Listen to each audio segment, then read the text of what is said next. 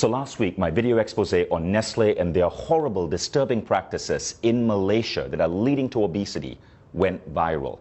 And about 1 million people watched the video. Some 17,000 people, mostly in Malaysia, shared it on their Facebook, and Nestle actually responded. Now that prompted me to do some further digging into what Nestle is doing, and what I found is disturbing. That's what I'm going to talk about in this video. See, Nestle says that their drink Milo is a health drink. They run ads telling kids to drink Milo every single day. They say that Milo gives you energy.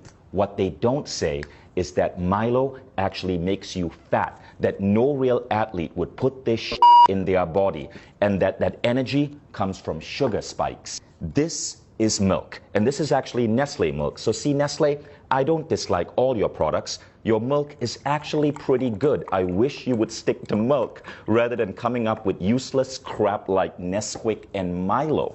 Now, most kids in America and Europe drink milk because we know that milk can have a good effect on kids. Milk has natural sugars, lactose. It's a natural sugar. Nestle gets parents in Asia and the developing world to add this crap to milk, Milo. So Nestle's press release says they try to put 6 grams of sugar in a glass of Milo. Not true. At the back of a Milo tin in Malaysia, it actually says add 3 teaspoons of Milo. 3 teaspoons of Milo is roughly 9 grams of sugar. Now you want to know what 9 grams of sugar looks like? 9 grams of sugar is roughly this. This are Nestle bonbons. This is a candy that Nestle markets. Each one has 3 grams of sugar. Candy itself is fine. My kids will eat this maybe once every 2 weeks or so. But Nestle's advertising is basically telling moms in Malaysia to add Milo to kids' milk, which is the equivalent of putting 1, 2, 3 bonbons in a glass of milk before sending that kid off to school. Now, what do you think that does to this kid's body, to this kid's cognitive functioning? This much sugar comes really close to the daily recommended sugar allowance for an adult, which is 25 grams. A glass of Milo, 20 grams of sugar. But that's only the start of the bullshit.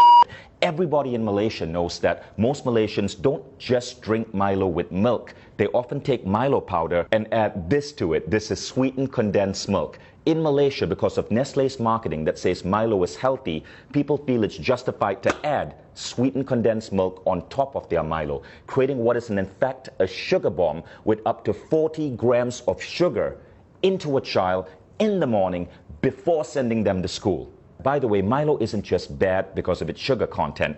One of the primary ingredients in Milo is something called maltodextrin. I want you to Google that, maltodextrin. This is what Nestle is having us put into the bodies of Malaysian children. Now, if you think Nestle is content with just screwing up kids' milk drinking habits in the developing world, think again. This is what a reader sent me from Australia. In Australia, the Nestle ads for Nesquik, their chocolate milk drink, says, make ordinary milk into extraordinary. Ordinary milk is a nutrient-dense drink that's healthy for kids. But Nestle is getting kids to pour this crap called Nesquik into their milk. Now, you want to know the sugar content of Nesquik? Check this out. In 11 grams of Nesquik, there are 8.8 grams of sugar. That's 80% sugar.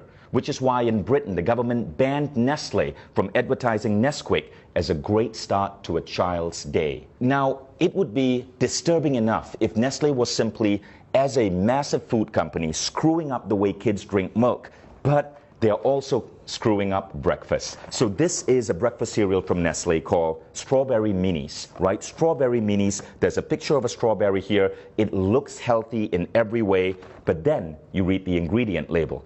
And by law, Nestle has to list ingredients in order of most common. Here's the ingredient label for Strawberry Minis. Number 1 ingredient, sugar. Number 2 ingredient, palm oil. Number 3 ingredient, glucose syrup. Number 4 ingredient, maltodextrin. Number 5 ingredient, cornstarch. Number 6 ingredient, salt.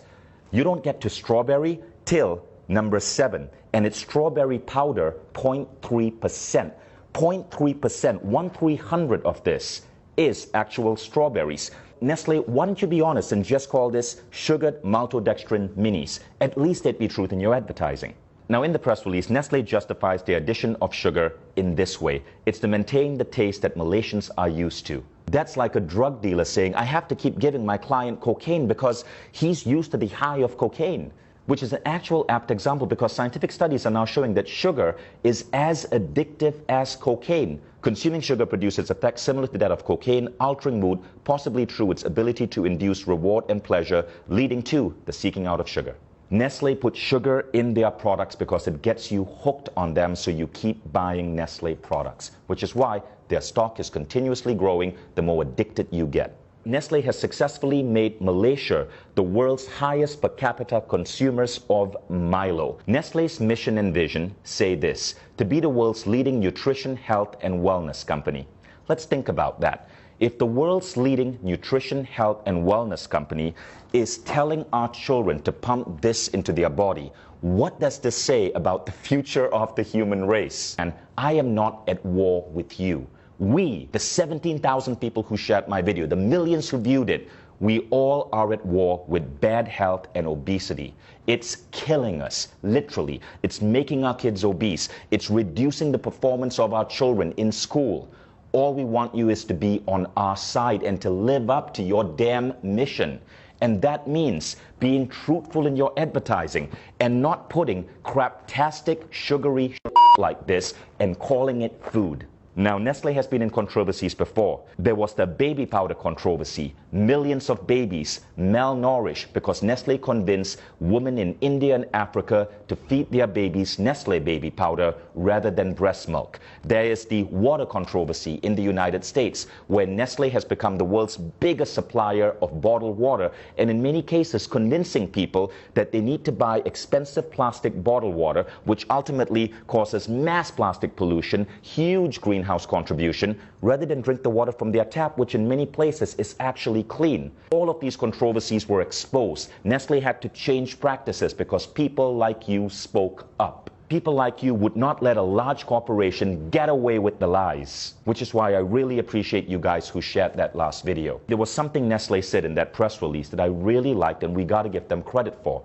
They said, "In line with the ever-evolving needs of our consumers, we continuously make efforts to produce healthier and tasty products." You know what this means, people of Malaysia, Australia, Indonesia, the Philippines. Nestle says they're listening to you, so make your voices heard.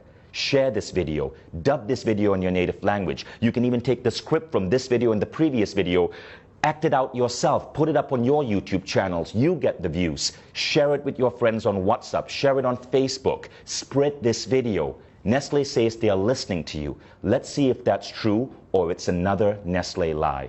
Thank you all in advance for sharing this. And Nestle, I look forward to your next press release.